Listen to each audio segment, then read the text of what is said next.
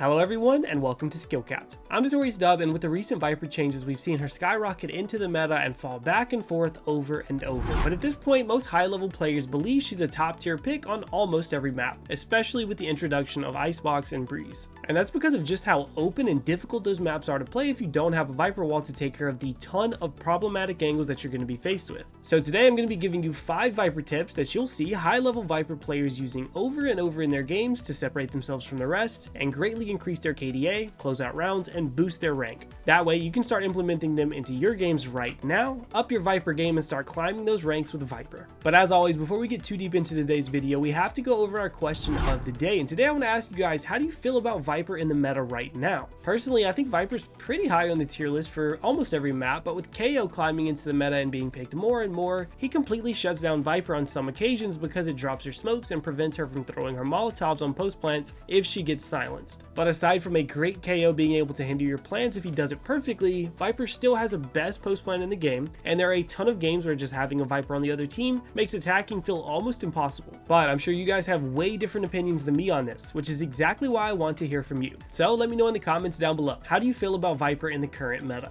Now, first and foremost, and most importantly, if you want to up your Viper game, understanding post plant timings is a must. Now, traditionally, the attacking team has to defend the bomb for 45 seconds before it explodes. And there's a 7-second defuse timer, so you really only have to defend for about 38 seconds to win the round. But with the insane post-plant ability that Viper has, she can add 13 seconds of the enemy team being unable to defuse to that 7-second defuse timer. Meaning, all things said and done, you now only have to defend for 25 seconds before you guarantee the win. As long as you can get your snake bites off properly, of course. So how do you actually pull this off in a game properly? Well, a ton of the problems Vipers have is once the bomb's planted, they sprint back to their post plant location as fast as possible and cross their fingers that their team can defend for long enough to make the post plants work. But really, that's far from what you should be doing, especially if there's multiple people alive on each team, because the more people alive on the enemy team, the faster the retake happens. It's more chaotic. So what you should be doing instead is playing in safe one and done angles to take a quick shot on the entrance to a site or a common peek angle and immediately back off to your post plant spot after that. That way you're doing 3 things. You're gaining info for your team so they know where the danger is coming from and they can focus on the other angles while you're watching that one. You can pick up a free kill if the enemy's not looking at your angle whenever they peek, and you force the enemy to respect the angle that you were playing at, making their retake take that much longer because they're going to have to constantly check if you're going to re-peek and pick them up on the kill.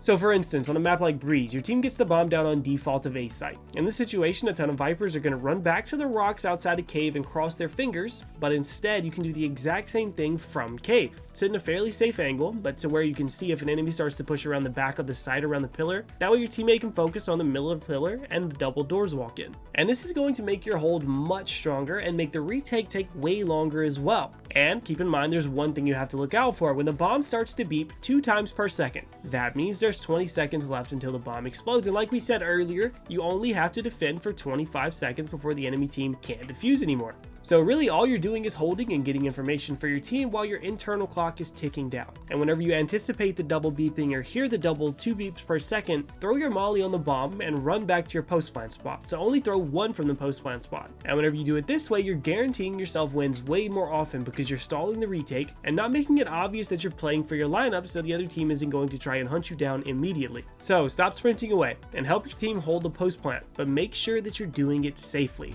Also remember, if you're serious about improving, then go to SkillCapped.com to unlock our hyper improvement system that will teach you how to win more gunfights, master your agent, and so much more. It's also backed by our rank improvement guarantee, so you really have nothing to lose. So come join over 500,000 satisfied members of SkillCapped, improve that KDA, and get the rank you've always wanted at SkillCapped.com. Link is in the description below.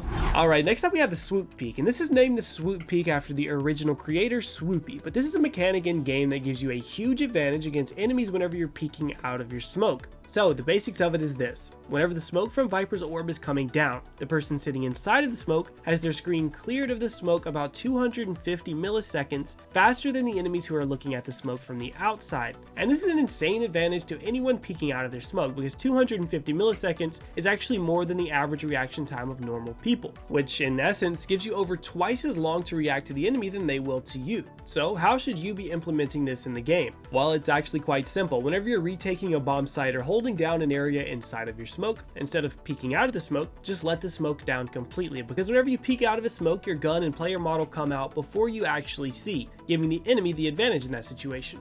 Instead, like we talked about earlier, if you let the smoke down, it gives you the advantage, creating a huge shift in win percentage in fights when you're letting the smoke down versus peeking out of it. So think about split. Whenever you're retaking a site, throw your smoke in elbow and sit in it until the enemy stops spraying it so you can push out, and instead of pushing out completely, just pick up your poison orb, let the smoke fade, and take the gunfights. Or you can also do the same thing in Garage of Haven. A ton of people love to go for mid control on that map, and they will usually have one person holding the garage push if they know what they're doing. So throw your poison orb at the garage doors at the beginning of the round and pop the smoke. And whenever the enemy gets done spraying their bullets at doors, because everyone's afraid of smokes in this game, walk into the doorway, drop the smoke, and pick up your free kill on grass before dropping back into garage and putting your smoke back up, free pick. Now really the biggest problem Viper has is that her aggressive play potential is so much weaker and slower than her defending potential. So really you have to use mechanics like this in your arsenal to shift that balance a little bit. And speaking of aggressive play potential, this next mechanic is one thing very few Vipers do, but whenever top level Vipers pull it off, it's always insane. Now Viper has the unique ability to have an instant vulnerable on a thrown ability, which means being able to drop a snake bite at someone's feet before you fight them is going to be a huge advantage, right? And what better time to know where the enemies are going to be is right when the buy phase barrier drops. And these lineups are very easy to come up with on the fly if you actually play Viper. Like mid window on Haven. When the buy phase barrier is still up, just aim above the wooden trim inside the mid window. And if you throw it there, the snake bite will land perfectly on the floor and allow you to re-swing back out very quickly and pick up your kills on your vulnerable enemies who thought they were going to be peeking down mid, but instead are scrambling and getting shot in the back. But realistically, Ascent is the best map for the strategy hands down. Whether it's B main, A main, or either side of mid, getting your molly on the feet of the pushing enemies is so easy. And on defense, you don't really need your mollies that much like you do on attacker side, so you might as well get your use out of them. Now we already see Viper mains doing this on B side of Icebox every round, right? And it's very powerful. But my favorite spot to do this strat is on the top of mid on Ascent. And the reason is because the timing is just perfect. It lands right at the enemy's feet right when they would be coming out to peek you, and you have the perfect timing to pull out your gun and swing back out to pick up the kill before they actually get back. But keep in mind, there are a ton of different areas on all the maps to pull this off on, and it's very powerful on round 3 when the enemy is full buying, you won the pistol round and the one after, and your guns are slightly worse than theirs are going to be. It's a great way to mess up the enemy's first default round by catching them off guard, snagging a quick opening pick, and shifting the momentum in your favor. So get that use out of your snake bite on defender side when it's a little bit less effective. And then we have Viper's ultimate and how to play around it. And it's come to my attention recently that most people still don't know that you can drop Viper's ultimate manually. But this is actually one of the best things to do to close out a round. You've managed to whittle it down to a 1v1 or 1v2 scenario. You've let the other team get close to the bomb because you've already planted it, and at this point you know they're both low HP because your ultimate actually does a ton of decay damage now. So instead of sitting in the middle of your ult on top of the bomb and risking getting pushed from the back, just back yourself far away and get into a corner. As long as it's a little late in the round and the enemy team has to start getting on the bomb and tapping it, all you have to do is wait on the bomb tap, and whenever they do tap it, just hold the button you used to catch your ultimate initially and you can drop it early. And the reason this is so effective is because of a few things. Whenever you're in Viper's ultimate, you can't fully clear every angle. You can only see a short distance away. And whenever you drop the Viper ultimate, the enemy is sitting there in the middle of a ton of unknown angles that they have no idea where you could be out. So the odds of them not looking at you is very high. And if they are looking at you, they probably have to make an insane shot to kill you. So naturally, this increases your win percentage by an insane margin. But add on to the fact that they're extremely low HP from the decay and you know exactly where they're going to be, and you can absolutely demolish enemies instead of spraying through the smoke, letting them know where you are and hoping to not get spammed back, especially if you're one of those rare Viper Vandal players. And the other alternative is sneaking up on them, and in that situation you're really just hoping that they aren't looking in your direction.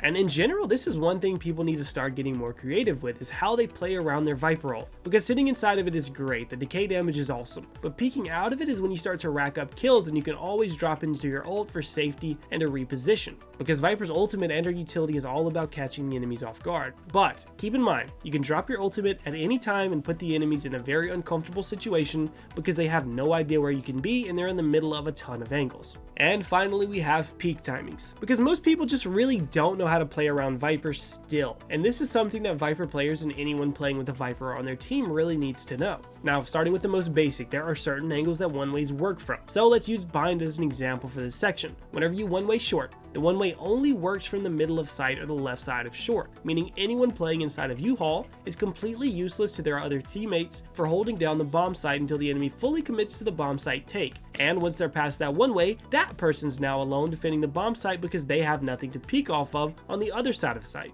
And this is something I see people doing so often. Whenever you have Viper utility on your bomb site, site. You shouldn't be tucking in a corner until they actually take the bomb site. You have to be peeking with the utility. So instead of playing U-Haul, use the timing of the one-way to peek deep down short for information under the one-way, or take control of showers because the enemy is probably going to be too scared to walk past the one-way to abuse the shower pressure. And on B-bomb site, whenever Viper's wall is up, you shouldn't be tucked in elbow or cubby or inside of tube. Instead, you should be looking at the wall, waiting on an enemy to run out, because that's when you're going to have the biggest advantage. Whenever the enemy runs through that smoke, they have to disorient themselves by walking through the smoke, take that little bit of damage, and it cuts off their teammates from being able to trade them out. But whenever the wall goes back down, that's when you can tuck back into your hiding spots, because now you don't have the utility to peek off of, so wait on that peak timing of the wall going up to peek back out. But when I'm talking about peak timings, the simplest way to put it is this: peek whenever the utility is up and go back to hiding whenever it goes down. Take that space whenever you can get it. But remember, if you want to improve, win more gunfights, and get the rank you've always wanted, then check out SkillCapped.com. Link is in the description below. But what do you guys think about these Viper tips? And do you have any more that I skipped over? Let me know in the comments down below. And while you're down there, make sure to hit that subscribe button and turn those notification bells on, because we here at SkillCapped have a ton more comprehensive premium guides coming your way that you're going to want to stay up to date with so you can stay ahead of the pack. As always, I want to thank you for spending this little bit of your day with us. And I'm Notorious Dub, signing off.